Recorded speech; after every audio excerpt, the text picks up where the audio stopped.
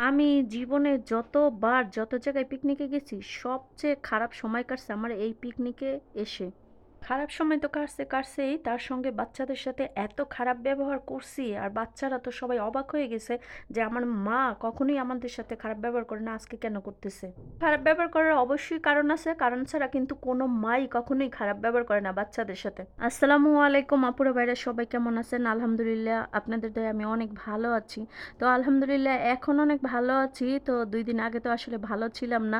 তো এর আগে যেই পিকনিকের ভিডিওটা ছাড়ছিলাম সেটা কিন্তু আপনাদেরকে বলেছিলাম যে কখনো, কখনো বাচ্চাদের ভালোর জন্য তাদের সাথে অনেক রাগারাগি করতে হয়। অ্যাকচুয়ালি আমার কিন্তু পিকনিকে আসার কোনো ইচ্ছা ছিল না। তো আমার কিন্তু এক পর্যায়ে একেবারে জোর কইরা আমাকে পিকনিকে পাঠায় দিছে বাচ্চাদের সঙ্গে আমার স্বামী। তো আমার স্বামীর বলছিলাম যে, "তুমি পিকনিকে যাও, আমি যাব না।" তো সে বলল যে, "আমি মহিলাদের ভিতরে যেয়ে কি করব?" আমি বললাম যে, "বাচ্চাদের সাথে তুমি বসে থাকবা আর ওরা খেলাধুলা করবে। তো এটা তো একেবারে আহামরি কষ্টের কোনো কাজ না। আমার যাওয়ার কি দরকার? তো আমার যেহেতু যাইতে ইচ্ছা করতেছে না, সেইজন্য তুমি যাও, আমি যাব না।" আমার স্বামী কিন্তু একদম কথা শুনে নাই। আমাকে জোর করে পাঠায় দিছে আর আসতে বাধ্য হইছি।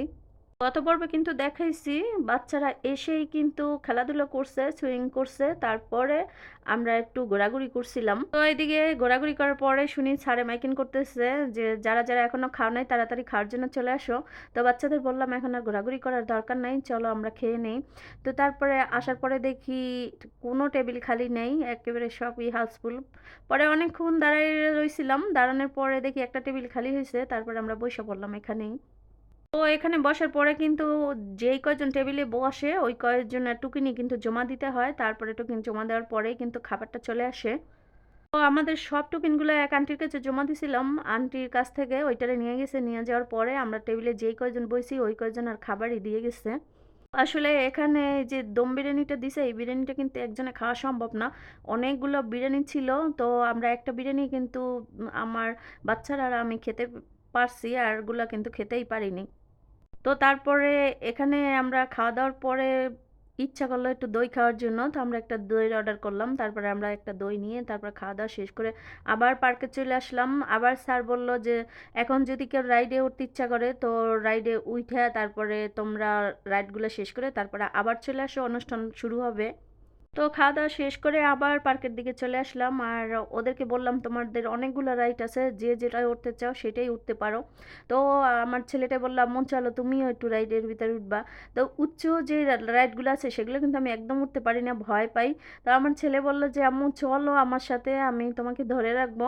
অনেক ভয় লাগে।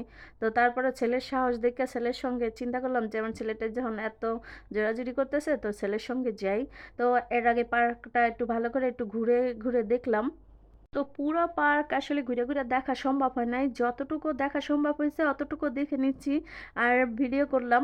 তো তারপরে কিন্তু আমি চিন্তা করলাম যে আমি আমার বাচ্চাদের সঙ্গে উচ্চ কোনো কিছু রাইডে একটা উঠবো। কিন্তু আমি সবসময় একটা বাচ্চাদেরকে বলি যে, "তোমরা যখনই পার্কে আসো তখনই কিন্তু তোমরাই উঠবা। আমাকে কখনোই ডাকার চেষ্টা করো না।" তো তারপরে আমার ছেলেটার অনেক জোরাজুরির কারণে আমি এখানে উঠলাম। ওঠার পরে কিন্তু আমি একবারে চোখটা বন্ধ করেছিলাম মোবাইলটা ধইরা। তো আমার ছেলে বলল যে, "আম্মু তুমি একটু চোখ খুলে দেখো আমরা একেবারে ১০ তলার উপরে উঠে গেছি।" তো আমি বললাম যে, "আমি ভিডিওতে পরে নিচে নেমে দেখবো। এর আগে আমি দেখব না। কারণ দেখলে আমি কিন্তু এইখানেই মারা যাবো হাত পা লইয়া। আর আমাকে নিচে নামাতে পারবা না।" এই কথা শোনার পরে আমার ছেলে হাসাহাসি করতেছিল যে আমার মা ভীতু। আসলেও আমি একজন ভীতু। যাই হোক, অনেক কষ্ট-মষ্ট করে নিচে নেমে আসলাম। আর একটা কথা বলতে আপনাদের সঙ্গে ভুলেই গেছি। আমি আজকে আমার বাচ্চাদের সঙ্গে এত খারাপ ব্যবহার কেন করছি? এটা আপনাদের সঙ্গে না বললে তো আবার বলবেন আপনারা যে বাচ্চাদের সঙ্গে এত খারাপ ব্যবহার করছে, আবার আমাদের সঙ্গে শেয়ার করছে। আসলে আমার এত গলা ব্যথা ছিল আর এত জ্বর ছিল, আমার যাওয়ার মতো কোনো পরিস্থিতিই ছিল না। তারপরেও জোর করে আমার হাসব্যান্ড আমাকে পিকনিকে পাঠাইছে। তো এত বমি করতেছিলাম, এটা দেখেও কিন্তু আমাকে পিকনিকে পাঠানো হয়েছে। আর এটা কিন্তু আমার হাসব্যান্ড একদম ঠিক করে নাই। তো মতের বিরুদ্ধে যদি কেউ জোর করে কোথায় পাঠায় তখন কিন্তু মন মেজাজ একটুকু ভালো থাকে না। তো আসলে কিন্তু আমার ছেলেটারও টনসিলের সমস্যা ছিল আর জ্বরও ছিল। তারপরেও সুইমিং পুলে নাইমা এত সুইং করছে, মানে অনেকক্ষণ ডুবাইছে। তো ডুবানোর পরে কিন্তু আমার ছেলেটাকে বলছিলাম যে, "তুমি উইঠা আসো, উইঠা আসো।" ও কিছুতেই উইঠা আসছিল না। আর আমার এতটা দাঁড়ায় থাকতে, থাকতে অস্থির লাগতেছিল, আরো বমি আসতেছিল। তো তখনই আমি আমার বাচ্চাদের সঙ্গে অনেক রাগারাগি করছি। মানে যেই রাগারাগি আমি কখনোই করিনি। তো চোখ-টোখ লাল হয়ে গেছে। তারপরে আমার বাচ্চারা কিন্তু আসলে অ্যাকচুয়ালি বুঝতে পারছে যে আমার মা অসুস্থ হয়ে পড়তেছে, এই জন্যই কিন্তু আমাদের সাথে এত খারাপ ব্যবহার করছে।